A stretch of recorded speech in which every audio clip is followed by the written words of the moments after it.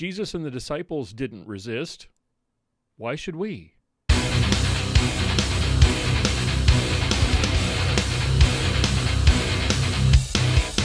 This is an issue we've discussed briefly on a number of previous occasions, most notably our whenever we spar with John Piper's writings or sermons or podcasts. Hello!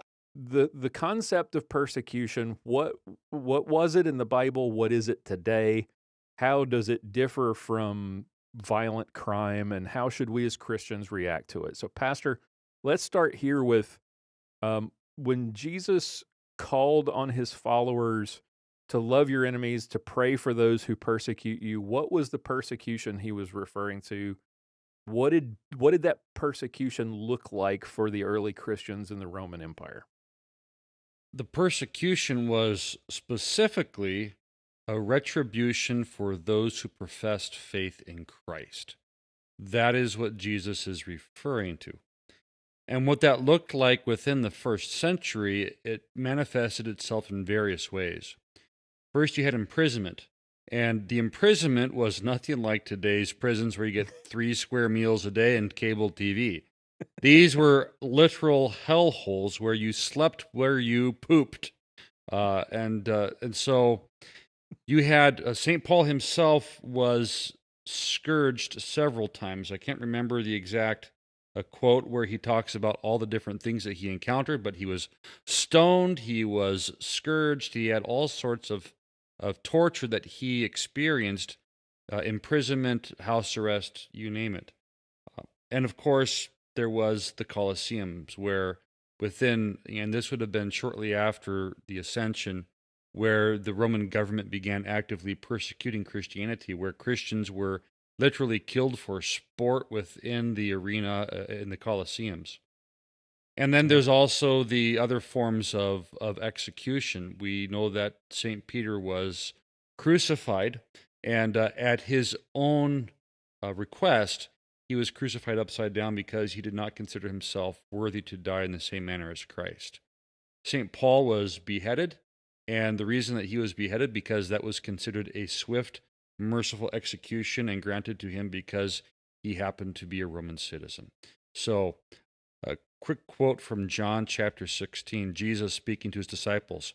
He says, and also keep in mind these are words that Jesus speaks to his disciples the night when he was betrayed. This is part of the extended upper room dialogue on Maundy, Thursday. These things I have spoken to you, that you should not be made to stumble. They will put you out of the synagogues. Yes, the time is coming that whoever kills you will think that he offers God service. And these things they will do to you because they have not known the Father nor me. But these things I have told you, that when the time comes you may remember that I told you of them. And then in 2 Corinthians chapter 6, St. Paul actually summarizes what was happening at that time. And he says, but in all things we commend ourselves as ministers of God. So he's speaking to the Corinthian church, and he is describing what he and the other ministers of the gospel have been enduring.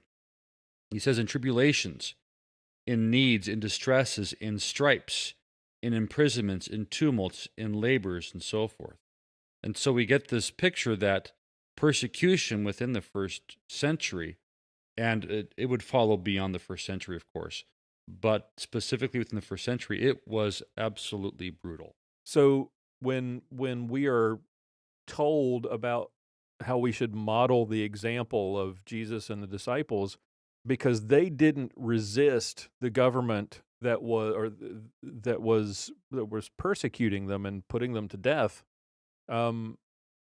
there was the command, fourth commandment, and Paul writes about it in Romans 13 about submitting to government because these governments had authority over them. They were being persecuted with the authority of the government, right? Absolutely. Yeah, that's within the context that St. Paul is writing. And for anyone who thinks that, well, we should just blanketly submit to the authorities, there's another good text to point them to. And, for all of those like John Piper I call these the beta male Bible scholars, scholar in air quotes. Well, that's kind of a broad statement. And this goes back to I believe it's in Acts chapter 4, where you have the apostles arrested for preaching the gospel. They were then scourged, and they were commanded to stop preaching Jesus. And so it says that they rejoiced that they were able to suffer for Christ, but then they went right back at it. It says that they were found then in the temple continuing to preach the gospel. So if you think that you have to resist the gospel, the governing authorities of the Jewish people, and it's kind of a weird governmental structure, the Sanhedrin, the ruling people of the Jewish faith, they were over the Jewish people, but they were also under the Roman authority. If you remember back to the crucifixion narrative, that the Jews were not permitted to put anyone to death. They could carry out other punishments, but they couldn't carry out execution. So to sort of tie this in or contrast this against the idea of not resisting, say, the home invader, Jesus and the disciples weren't kidnapped by a mob of criminals. They were arrested and punished under Roman law. Yeah, this wasn't your band of local Crips showing up to Party over here. you know. Yes, it was the government themselves that had arrested Jesus. The key distinction here is that the authority that's granted by God to government, in the case of the disciples and in the case of the martyrs that followed, in the case of Christ himself, as compared to the criminal, the home invader who has no authority, no established authority from God to kick your door in. Right. So resistance against the persecution that the disciples, that Christ himself faced, that would be violating God's law, the fourth commandment specifically talking about authority and all those in authority over us. Not only would it be damaging to the spread of the gospel for them to try to win hearts by the sword, or to take up arms against the government to try to spread the gospel, but also they would be violating God's law in defending themselves against a rightly ordained government authority that is punishing them under the law, right? Right. So let's throw a wrench in the works here. Let's look at maybe modern day government and modern day persecution. Let's say government agents come and kick in your door to confiscate your stuff. Let's say Joe Biden and Beto O'Rourke team up. Guess who? To pass a law that orders the confiscation of private firearms from all American citizens. Are we to submit to that authority because that's government authority that has passed this law against us, or against our gun ownership? That's a difficult question, isn't it? Because if we look at Romans 13 in the strict sense, the answer is yes, we should submit. But on the other hand, if you submit in that case, what are the consequences of that? That you no longer are in a position where you can, out of love for your neighbor, protect your neighbor, out of love for your family, protect your family.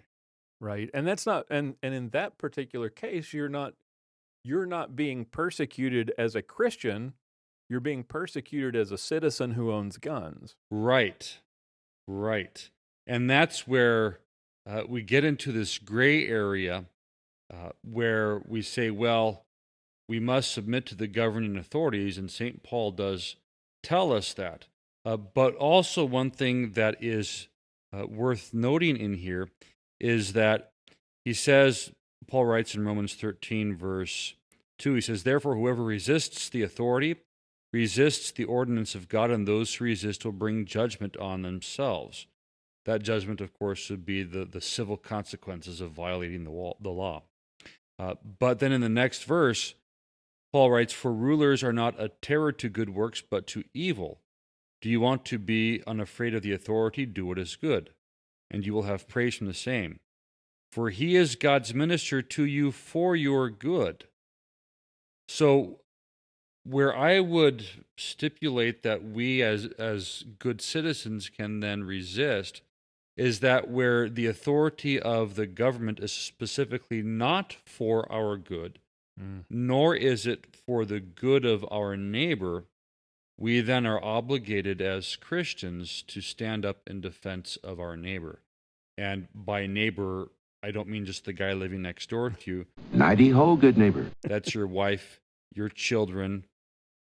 And as we see in the example of the story of the Good Samaritan, even those you don't necessarily like, that we have this Christian obligation, if we are capable of doing so, if we are equipped to do so, of defending our neighbor and preserving his life.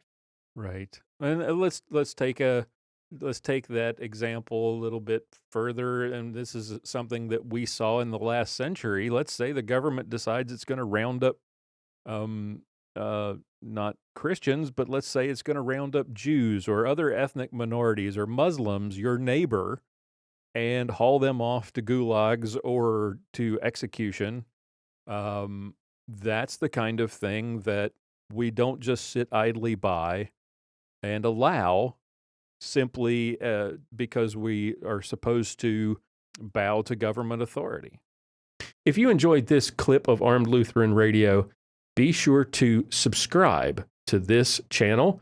Also, check out our podcast, Armed Lutheran Radio, if you enjoy these kinds of discussions about the moral and ethical issues surrounding gun rights and gun ownership. If you would like to support our mission and hear more, keep us doing what we do, then be sure to check out the Reformation Gun Club. We are listener-supported, and that means that we don't have advertising. We don't have any sponsors. We rely on our listeners to keep us going.